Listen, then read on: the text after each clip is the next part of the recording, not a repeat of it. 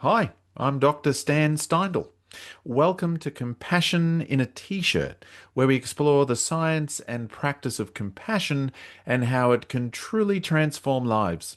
Today, we're diving into the world of internal family systems, or IFS, which is a model that sees our inner world as being made up of many different parts, each with their own story, emotion, and intention, and guided by a compassionate self at the core. My guest today is Megan Byes, a psychotherapist based in Sydney, Australia, and author of the recent paper Exploring the Evidence for Internal Family Systems Therapy, a scoping review of current research, gaps, and future directions, published in the journal Clinical Psychologist.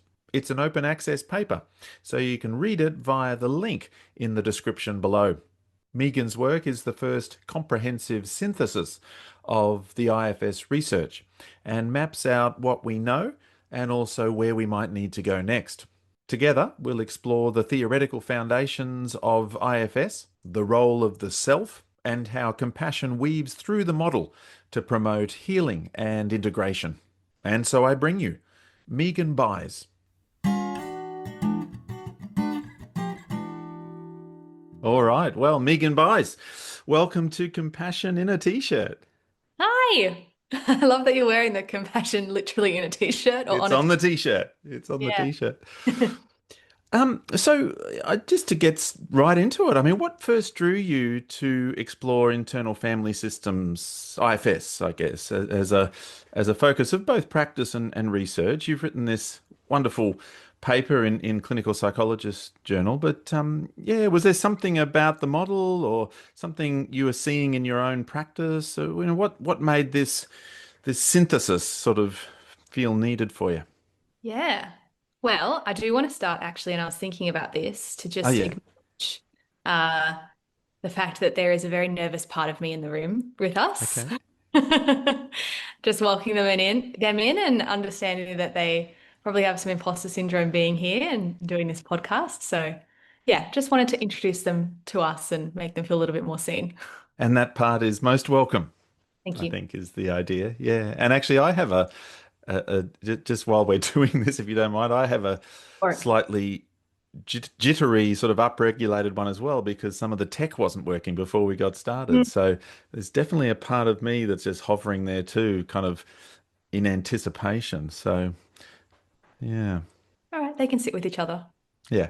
How did I find IFS? I was 18. I'm 28 now.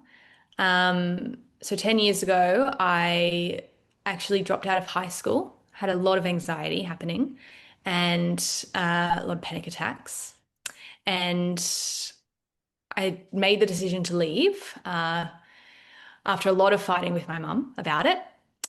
And at the time, I wasn't seeing any type of counselor or psychologist or therapist or any type of support in that way at all, even though I really think that I should have been. I really wish that I had been.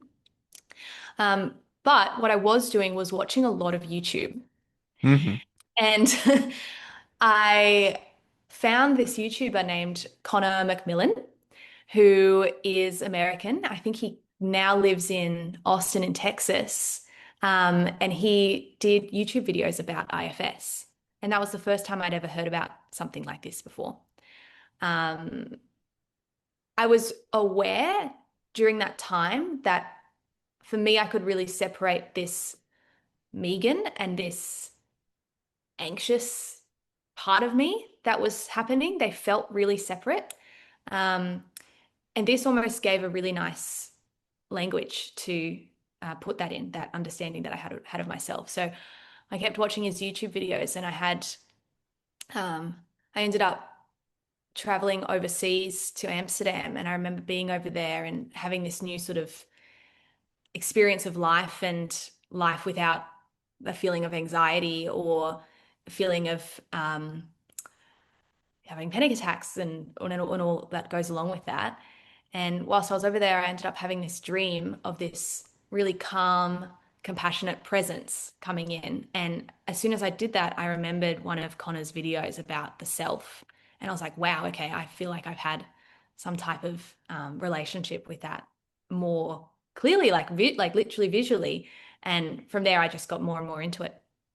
Mm. Yeah, that was the I mean, beginning 10 years ago. Did a long y- journey to come back to it now, but yeah, yes, I can imagine, but there's something that almost feels familiar when you come in when you went came into contact with it, and it is sort of like that, isn't it? Because it's sort of in our language when we say, there's really a part of me that feels really anxious about this, or but then there's another part of me that feels something else, and so there was something there that felt familiar and kind of really face valid about this idea of working with different parts, and then that piece of the actual the self, I guess, with the capital S. And you used the word compassion in there. It's sort of like that, isn't it? The self being kind of this observing, wise, compassionate, calming part of yeah, ourselves. yeah. When I think of myself or when I feel into myself, she feels like she can just hold it all with no problem, with no worry or confusion or doubt, or she can just hold it all, even the most intense experiences. Mm. That's, yeah, to me, that's what that feels like. Mm. Can hold it all. Yeah, Yeah, yeah, with strength and calmness and yeah, wisdom. yeah, yeah, Mm. yeah. Yeah. And What then, what did what did happen next then for you? It was, as you say, there's been a journey since. I mean, you became gradually a psychotherapist, and what does this internal multiplicity and working with parts? I mean, what does that add to psychotherapy, or give to the psychotherapeutic relationship? yeah, I ended up finding a therapist that used IFS. I don't know if it was formally IFS, or it was definitely some type of parts work that she did. Um, Maybe 5, 6 years ago, and I found that life-changing. At the time, I was actually working for a psychology clinic, Mm. all very CBT and DBT based. There wasn't anyone there that did anything outside of those things. Um, there was one amazing woman that used schema therapy. Um, but I was absorbed in that world from a professional perspective, as it being my workplace and the people that I was with all the time and the conversations that I was having. But I was also doing my own work with this therapist separately. And I didn't know at that time that I had wanted to go into this field of work. I don't actually know what I was thinking at that point in time. But slowly things just sort of fell into place when I realized that actually this is something that I love. This is something that is so meaningful to me, and I feel like I've had firsthand benefit from. That I would love to pursue it further. And so I decided to do my master's of counseling and psychotherapy, and the same type of thing with the psychology workplace. There was no IFS in that course at all. Ah. It's an amazing course. Mm. It was incredible. The teachers were incredible. The coordinator was incredible. But no IFS. And so I sort of like wiggled it in there in the assessments that I could write and um, yeah, what I could do and what I could learn in the way that I could during that course to sort of grasp more of it, whilst saving my money to do like doing the registration, the accreditation training. Um, yeah, but yeah, all throughout that time, those 2 years when I was doing that, I felt like, gosh, it's so missing. Like we do literally everything else under the sun. We do Gestalt therapy, we learn solutions focused therapy, narrative therapy, family therapy, all the types of family systems therapy, and yet no internal family systems. And I kept wondering like why that was because it was such a beautiful modality, and it was so popular at the time and still is. It just gets more and more popular for a reason. And I just want to go on a little tangent here, just as how I place this together, if that's okay. Yeah, Um, good. I then, after my master's finished, I decided to pursue a PhD. And I was doing that on premenstrual dysphoric disorder. So, women's mental health, specifically surrounding the different phases of the menstrual cycle. And I knew that I wanted to incorporate some type of therapy program for that and conduct it and evaluate it. But I also knew I really wanted this to be co-designed with the community and specifically with and for the people that it's supposed to serve. So I started that PhD and I ended up transferring to a different university under different supervisors because my original supervisor left. Hmm. Long story short, I transferred back to the original university because Right. my supervisor said that IFS wasn't a real modality and that I should be doing something like CBT instead. Even though what the first phase of my research found was, first of all, that CBT has been overused for PMDD, that IFS is a very well researched modality, and that's what my paper was, my scoping review. It has a huge amount of qualitative evidence behind it. It has emerging empirical quantitative evidence behind it, and it needs to be more researched in this space. But the biggest thing that happened throughout that research was that when I did my pre-program interviews with my participants, so people that actually were in this community that were dealing with these experiences, they asked for IFS, either specifically saying, I would love to learn more about this. I've heard more about this. This fits my experience. Or they would allude to concepts that were really key in IFS. So thinking of this multiplicity of the self, wanting to learn and practice self-compassion, wanting to gain this sense of internal control and harmony within themselves, because something that is really clear with PMDD is this sense of split self between the regular me and the me before I get my period, which is completely different. So yeah, these people were really asking for it. And I didn't want to ignore that because my whole research was a co-designed process and it was a feminist informed process where I wanted to put these voices first in my design of the program. I didn't want to just run something that's already been done that no one has any choice in the matter of. So I made the decision to transfer again to another university to find supervisors that supported me, and they did. And I finished that PhD, and I've had incredible results from the participants that I have had that I've taken through this program and that have wanted IFS, that have gone to experience aspects of IFS and that really benefited from it. So in saying all of that, to answer your question, I think that there's two things happening in the world at the moment. One is people are really excited about this modality. It's still new, I guess, even though it started in the 80s. It's exciting, it's creative, it's really compassion focused, which is beautiful. It's not, you're not being at war with yourself in a therapy room like other modalities make you, not to be dramatic. But the other side of it, people are kind of, to me, in my experience, feel a little on edge about the whole thing. Like, this isn't evidence-based, this is strange, this doesn't make sense to me, you can't do it. Yeah, almost like a fear around something there. I don't know what that is, but it's interesting coming up against it. Mm. Even though in practice, in my personal experience, throughout my PhD study, the way that I work with clients, it's life-changing.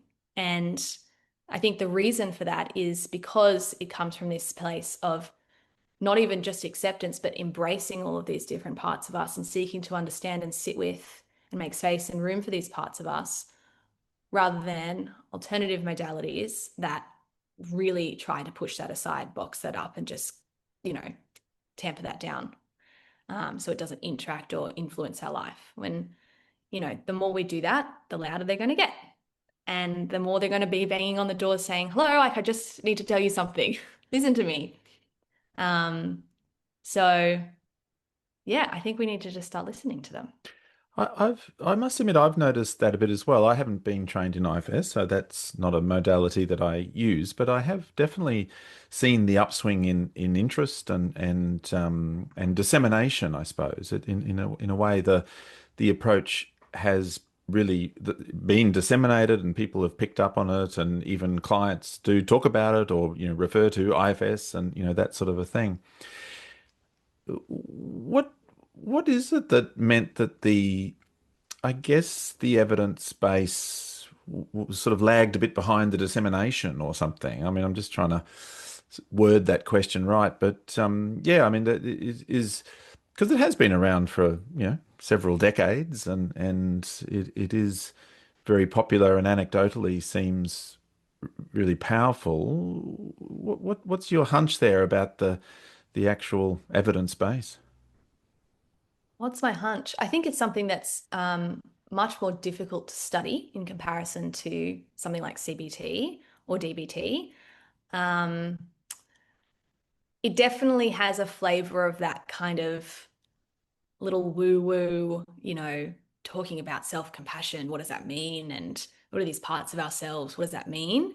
That I think people that are more positivist in their approach dislike. Um, I remember in my scoping review, I sort of equated it to narrative therapy that had a quite similar evidence base, and that really focused a lot on this more qualitative, practice-led, and person-centered kind of evidence instead of more quantitative, okay, this was like this p-value and this statistic type of evidence. Both are valid. One of them's more dominant in the world because it's easier to understand from a scientific perspective, but I don't think that we should disregard the other type. Um, yeah, I really don't know why it's lagged, for lack of a better word. Yes, Um, that was my word there, but yeah, I suppose it's interesting. I mean, a few thoughts, like CBT can be so readily manualized, for example, and so it's sort of almost designed in a way that can be sort of, more easily tested maybe, and kind of rolled out, by post-grad clinical students or something who, can sort of be the therapists on the program or something. Maybe there's something in IFS whereby there's a kind of an art to the therapy where you're actually having to work carefully with where the person's at a bit more, and but then again, there are I think there's some books that seem to outline kind of the steps to work through in an IFS kind of way. Maybe too that it just the focus from the IFS community has been more on dissemination, and that's yeah, just where they've really focused their attention. There's been, as you say, qualitative work and case studies and some empirical studies as well, as you've outlined in your paper. But yes, it is interesting. It's sort of it's kind of interesting to see how the different modalities develop. I mean, I use an approach called compassion focused therapy, Mm, and in that there are multiple selves work that we might do, and we work with multiplicity. Schema therapy, I did do some training on that again recently, and they talk about modes or mm. parts in a way. So it is a really invaluable part of psychotherapy approaches. Can you give us a bit more of a sense too of the systems theory behind it, I guess, like this idea that rather than just applying, family systems theory to external relationships, that we can think of our inner world as a bit of a system like Mm. that, and perhaps, yeah, just give us a bit of a rundown of some of that theory behind it. Yeah. Well, that's how IFS started. Richard Schwartz was a family therapist, working with eating disorder clients and their families. And Mm, okay. Yeah. he began to notice, having been trained in this model, this way of working with family systems, um, began to notice that even when these clients would leave their family, if they've moved out, if they've left the home, if they've grown up, if anything's happened, this experience of this of the eating disorder would continue, even though they were out of this potentially dysfunctional family system. And when he would speak to those clients, what he began to notice was the way that they would naturally talk about themselves in parts, like the eating disorder part, or the part of me that wants to do this, or the part of me that doesn't want me to do this. Um, and that idea of that family systems training of seeing everything in a system in that if, A causes B and B causes C and C causes A again, um, everyone has a role and a function in the family to keep this level of homeostasis, even though that might not be uh, a good homeostasis. That kind of exists in an individual as well, rather than just the family.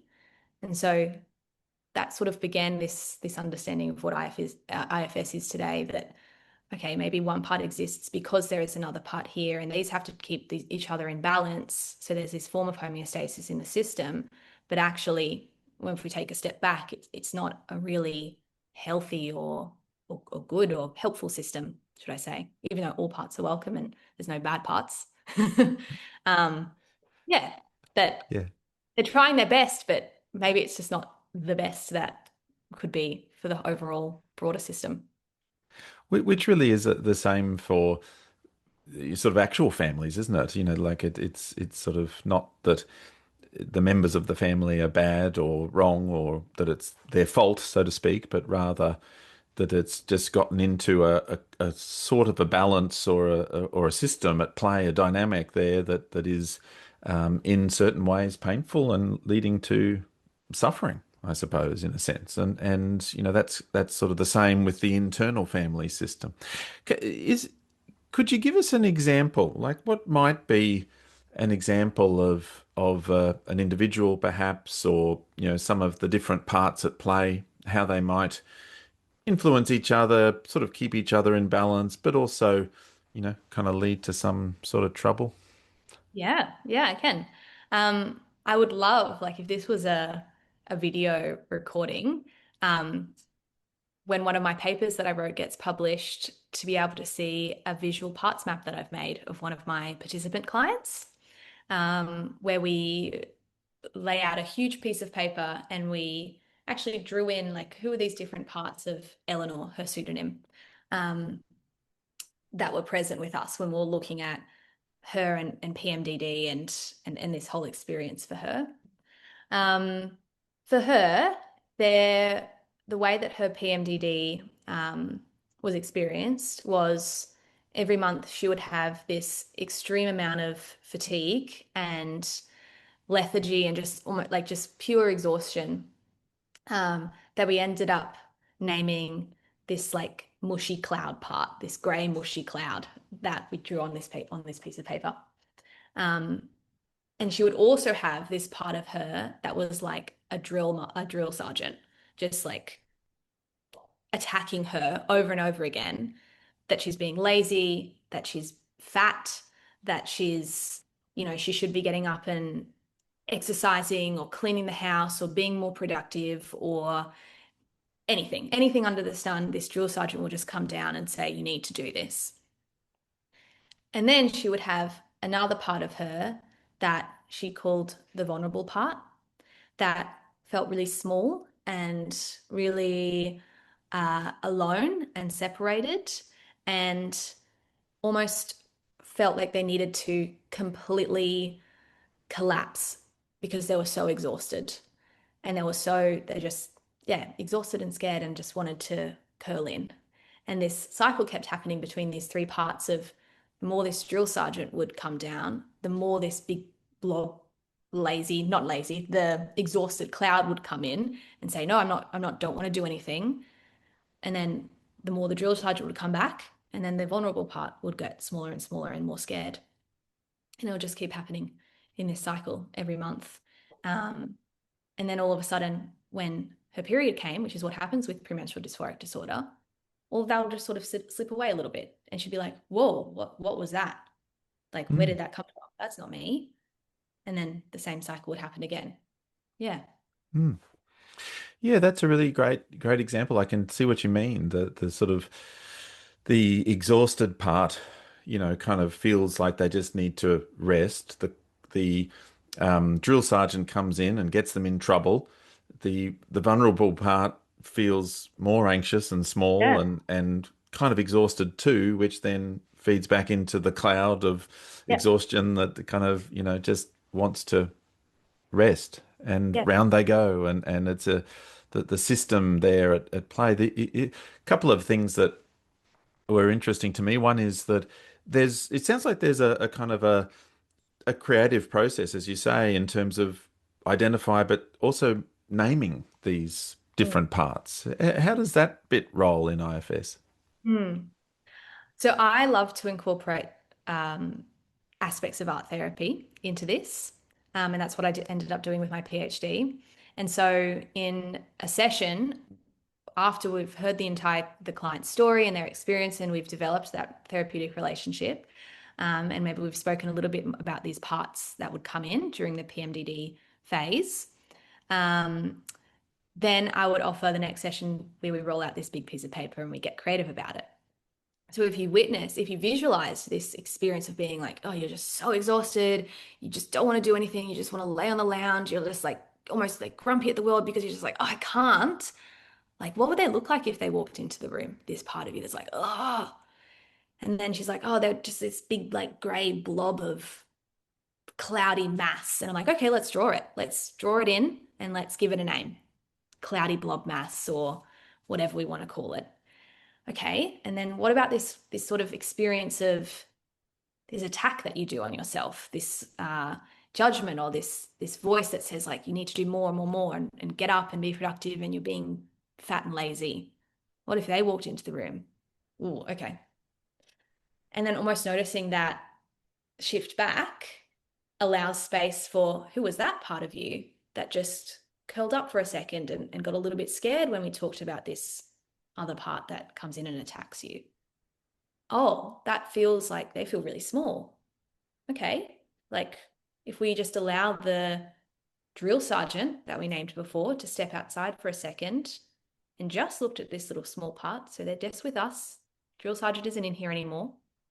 What would they look like? And where would they be in the room when you see them with us? Would they be, next to you or behind the lounge or, in the corner of the room somewhere or behind the door or and what would they wear and what would their hair look like and what would their face look like and their body posture and how would they seem to you? What would they be saying?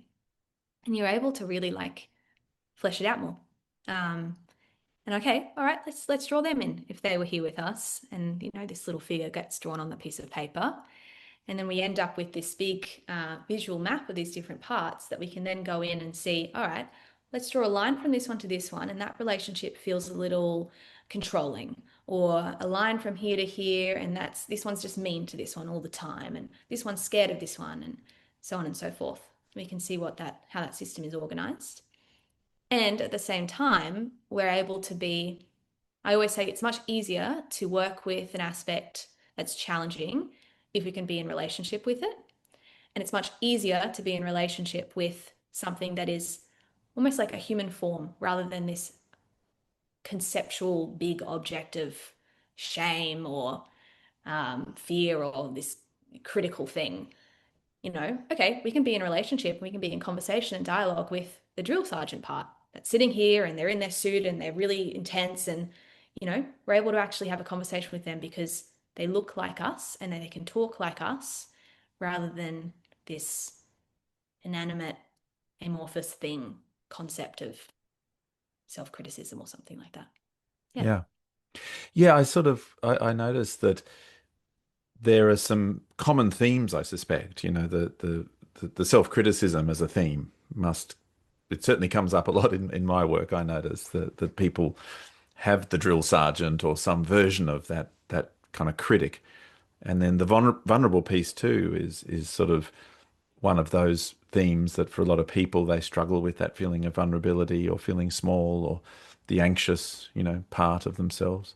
And more that exhausted part, to be honest. I'm just noticing a lot of people, really, really struggling with those feelings of exhaustion. So you sort of disentangling the different parts, kind of naming them, perhaps bringing that art therapy approach, drawing them, using imagery, really trying to sort of be descriptive in all of the different facets of the image of this particular part. maybe in a kind of a humanoid form or something, but to be able to have that conversation with them, I guess, and Yeah. perhaps chair work there, is that then Yeah. part of perhaps what you're doing? Yeah, we do that. Maybe there's not even a chair in the room. Maybe this part likes to be completely in the corner of the room, and that's fine. We're not going to make them sit on a chair in front of us if that's too scary for them. But by imagining them being there wherever they are, we're able to slowly invite them in to be in this conversation with us. And something that I love doing, especially with the population that I worked with, who were all women and women between the ages of 18 and 40 was my sample. Hmm. Um, so similar age to me. When a part got comfortable in the circle with us and we're able to have more of a conversation, I always like to ask if the part wanted an outfit change because I feel that sometimes parts are being put in this particular image of like, oh, you're just in this like horrible, mean, ugly gray suit and you just want to, attack everyone with your, sharp pointy fingers and, your hair's all slicked back and tight and you're just, ugh, so tight and strict. When actually they might want to have a more comfortable outfit to wear when they're in conversation with us. Maybe they don't want to be as strict and uptight and like rigid and controlled as how they seem or what they have been in our system. And that's always nice to do. And often the vulnerable parts, this is funny, I didn't end up writing this, but I thought it was amazing that whenever I'd ask like a vulnerable part if they wanted an outfit change, they all wanted to wear pajamas and be at a pajama party, which was sweet. And so we let them. We were like, okay, we're going to join the pajama party. Bring your sleeping bag in, bring your toy and your pillows in. Let's make you super comfortable in this space. And then we can start having more of a conversation. Yeah. Yeah. There's a real key to making the parts feel safe, I guess. The making that part that's in the corner of the room feel safe enough to approach, or making even the more critical or attacking part, perhaps changing into something more comfortable, sort of thing. The imagery really of getting into your PJs and snuggling up in your doona. I mean, that's the very image of safeness, isn't it? Really, and so. And I guess yeah, we're much more able to sort of explore those parts and to have that conversation when each of the different parts feel safe. Mm. And often that's probably like it's sometimes the first time that they've ever felt that welcomed Yeah. with us or yeah, comfortable with us or safe with us. Especially with me, because I'm always well aware that I'm a stranger in this room to these parts of this person. They have no idea who I am. They don't know me. They probably don't trust me. Some of them probably don't even like me. And so I have to take a lot of time to allow them to feel really comfortable in this space and almost buy into what this process is, gaining permission for the parts to be like, okay, Uh-huh. yeah, we can work with you. We can do this process together. We can be in this therapy space and that they want to rather than a sense of force because it will never work if we don't get permission from parts.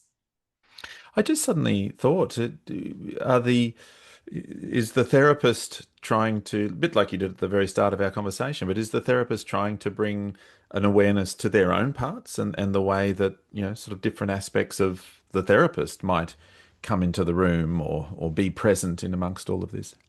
Yeah, I'm acutely aware of the parts that are around me most of the time. Yeah. Um, Something nice happens when I am in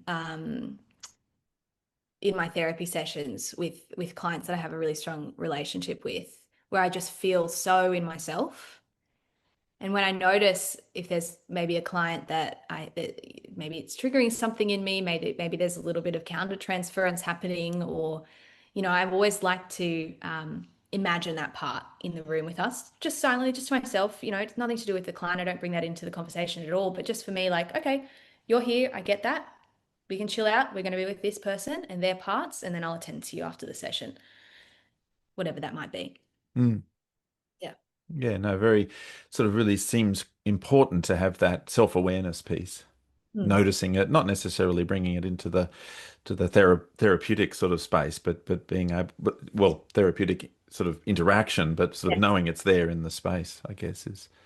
Yeah. Now there's the there you alluded to before the idea of the self, Mm. I guess with a capital S, isn't it? I think, and so yeah, can you just describe what's the self, and how does that begin to come into these conversations?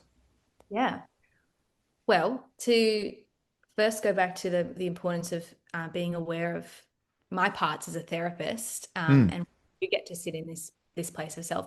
I think it's really important because I get to demonstrate what it's like to be in that sort of self-leadership space to clients when I am in that.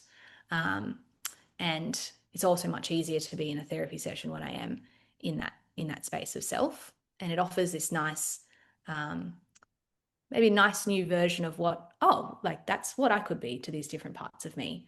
mm, In, afraid of them or attacking them, or, there's like a different energy that can come in, the energy of the self. Um, and that's the third tenet, I guess, of IFS is that first, there's parts. Second, that these parts exist in a system. And third, that above all of this, there's this thing called the self, which is, you can equate it to maybe witnessing consciousness if you were taking a more Buddhist approach. I think that's where it came from, more Eastern philosophies being drawn from. But it's basically just this innate capacity for curiosity and compassion and calm and clarity and all these other good C words. There's 8 Cs. okay. And what an IFS practitioner believes is that this is innate in every person. We don't have to try to create all of this. We naturally have all of this, and it can be uncovered and you can sit in it. And that the goal of therapy is to become self-led, where it's much common and easier for the self to be in charge of the show. Mm, Yeah. From this place of compassion and curiosity and calm and centeredness. Yeah. mm. Yes, sometimes it's those other parts that are running the show, and one or other might dominate, or the conflict between them might be the dominant kind of force in the whole thing. But trying to shift to the self as a sort of an orienting system of the whole thing. You said compassion, so and you've mentioned self-compassion too. Tell us a bit more about that. Like, how would you sort of defined compassion from an IFS point of view, or how does that look in terms of the self and the compassionate part? Something that I like about IFS is that it goes beyond this idea of just accepting. Like accepting feels to me like neutral. It's like, okay, yep, step one, I can accept. I accept that this is happening. I accept that this is the case. I can accept these parts of me, and so on and so forth. Um, what I like about IFS is that the compassion piece takes that to a whole new level where you're not just accepting it, you're actually embracing it and you're saying, I can be with this, I can be in relationship with this, I can hold this lovingly. Like it feels like love. Um, it doesn't feel like just yep, neutral, whatever, can deal with that. It's like, okay, I'm here. Mm. Almost parental, like a really good parent. Uh, which hopefully people get to experience. If not, you have yourself for that. Yeah. Yeah, yeah. No, that's cool. It's tricky though, isn't it? I mean, it's there, it's in there, but we do get a bit shaped by our experiences of life and the caregiving or that perhaps we received, growing up, or other experiences we've had. I mean, would you actively cultivate that part, actively cultivate compassion as beyond acceptance, but sort of like a genuine love and sort of and also motivation, I guess, by the sounds of it, to be helpful really is kind of what seems to be coming up there. I mean, how Mm. might you actually actively cultivate that? Mm. There's always a moment when I'm doing these parts maps. Um, and not just for PhD participants, but the clients that I do see, because I do it quite often. There's always this moment where I hear something that a client says that fits so well in the definition of self. It could be something as simple as like, um, oh, but I feel safe with this part. And that to me feels like it's a door opening to, okay, now we can explore and build and work out who this self is for this person. Um, and yeah, and purely just asking like, who was that feels safe with this part? Do they feel safe with all of these parts? How do they feel toward this part? Maybe the one that's like all dark in the corner. Um, and yeah, just never trying to force it because we don't want it to, I mean, I don't want it to be any type of false, I'm just going to power through with compassion type experience. It has to be authentic. And the way that I find that is through those little moments that I hear from clients that would fit into that definition of the self, and just teasing that out more and exploring that more until they have like a really nice, again, feeling and like understanding and felt sense and image even of what this self is. And from there, it's much easier to bring that into the room, I guess, or naturally have that or bring that out because we can remember what it felt like when we said that small sentence of I feel safe with this part of me, something like that. Um, Mm. yeah, I think to answer the question about to cultivate it, I think those small moments are cultivating it. Um, and again, I wouldn't want to necessarily force anything or make anything fake by thinking, oh, everyone has a self, so it must be there. So I'm just gonna try really hard to like be compassionate. Right. um, yeah, Yes. I've not seen that work. The trying of compassion that feels like a different part to me. Okay. Interesting. Yeah. Yes, it's really a core principle is that the self is in there, Mm. and our job is much more about just sort of seeing it come to the surface a little bit and picking up on those moments, like listening well. Like it sounds like you're really listening carefully and well, and it probably even kind of flickers in the conversation. And so being able to hear, okay, that bit feels more, that's there's safeness there. You know, tell me more about that, and trying to kind Mm. of really pick up on those therapeutic sorts of opportunities, I guess, and it creates something more authentic because it really is arising from the person themselves, and kind of building upon that rather than trying to open up their heads and tip it in or something. It's Compassion. Yeah. tip in the compassion. Would there be other qualities that you're listening out for? I mean, safeness, I guess you mentioned. Are there other sort of words or phrases or qualities that you're sort of listening out for as you sort of listen out for the self? Yeah, any of these eight C's in Oh, IFS, yes. especially curiosity. To me, curiosity is the first and often the first one that comes because it's easy to be curious about something. It's much more easy to be curious about something than to be compassionate toward it. Just in my opinion, like, oh yeah, I'm interested in my tea that's here. I'm not necessarily compassionate about my tea, but I can be interested in it, and that sort of brings us in a little further. So curiosity, sense of clarity. Um, whenever a client speaks about, oh, my center or um, my whole self, my true self, my heart, things like this often allude to this idea of self as well. Mm, I want to go back a little bit about the question of mm, cultivating this passion.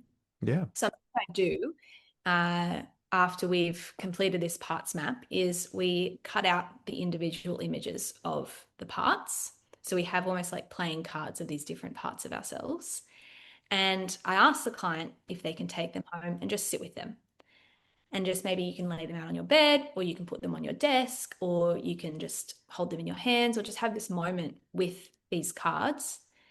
And to me, that's practicing being in self. I can hold all of this. I can be curious about what the colors I've put in, or the words that I've put here, or the shapes, or the feelings of these cards. I'm able to carry them with me, or, remember that I want to bring my vulnerable part with me here, or I want to have a conversation with my inner critic here, or, um, remembering that this is my exhausted part that I've put down. Like that all to me is cultivating this idea of self. Mm. Yeah.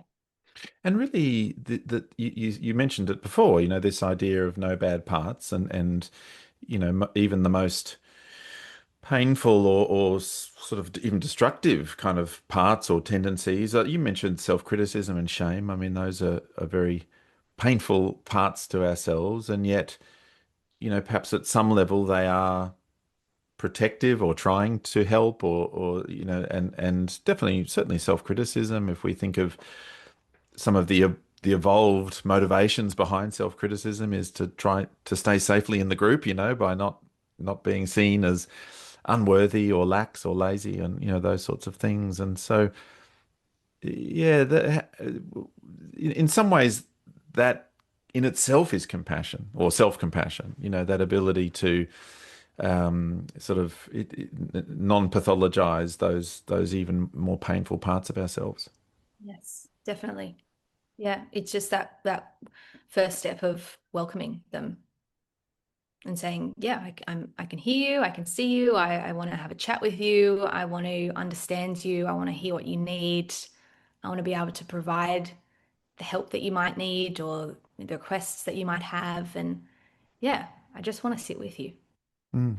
And the Yeah. first step in that is by not saying, oh, can't even go there. Don't want to Yes. deal with that. Horrible, must need to delete all type of shame from my brain immediately. You know, No.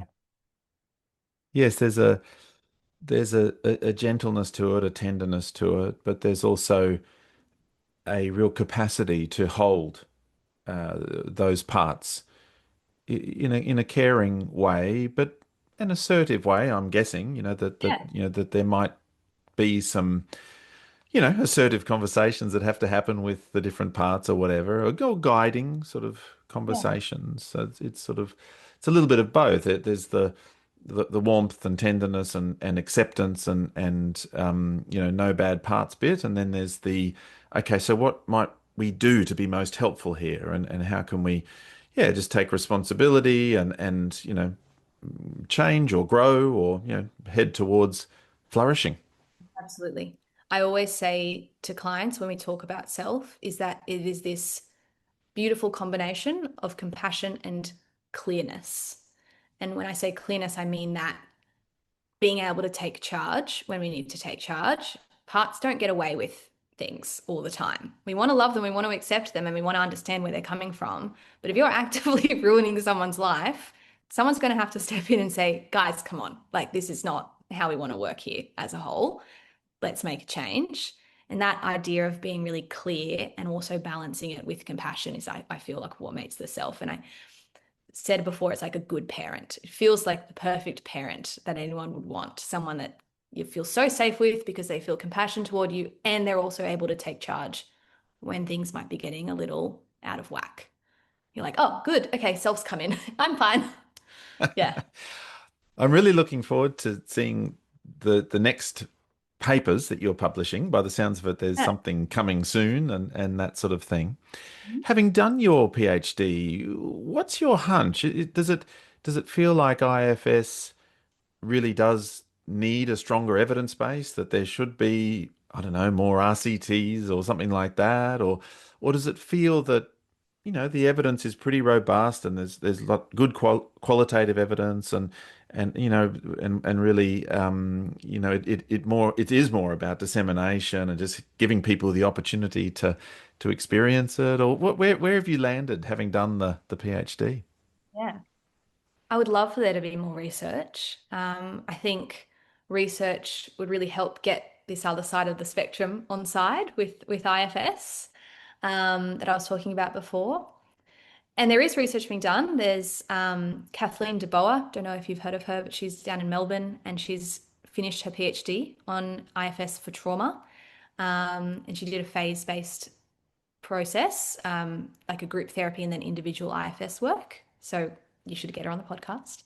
Absolutely. Good suggestion. Yeah. And yeah, I think what I like how robust getting into an IFS accredited course is because it allows like any type of cowboy situation to be knuckled down. We don't want people coming in and just like doing whatever they want, and we need to be ethical and considerate and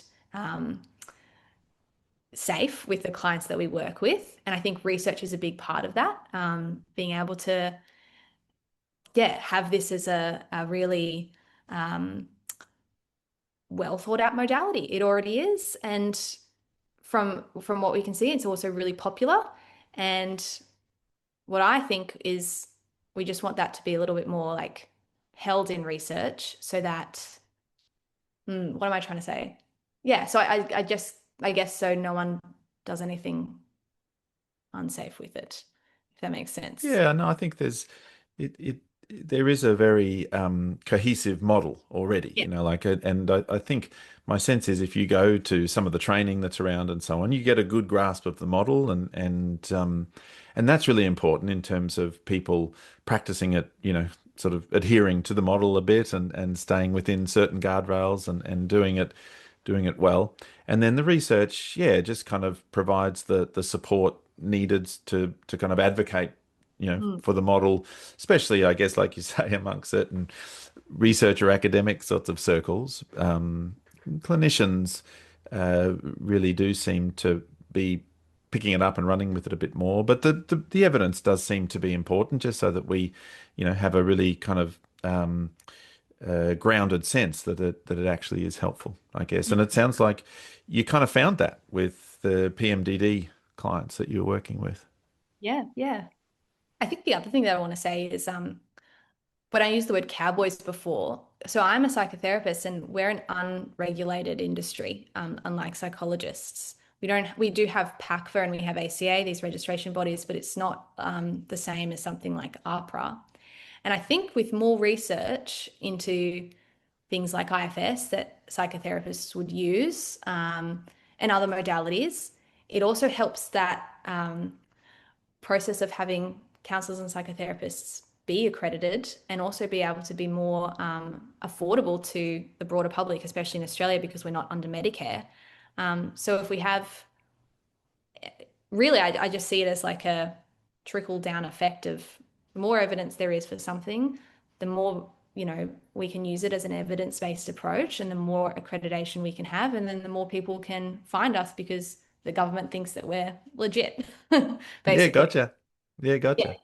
So I think it would benefit everyone. Yes. Beautiful. Well, yeah, Megan Byes, thank you very much for I'm really impressed with your work. I think I do actually think it's been sorely needed. And so to see the studies coming out, especially in Australia, it's sort of exciting and cool and interesting. And I think I will have mentioned in the introduction, but the paper is actually open access, so everyone can check it out, and I'll have the link in the description, of course. But and also, yeah, thank you for speaking with me on compassion in a t-shirt. Thank you so much for having me. Yeah, this has been really fun. Thank you.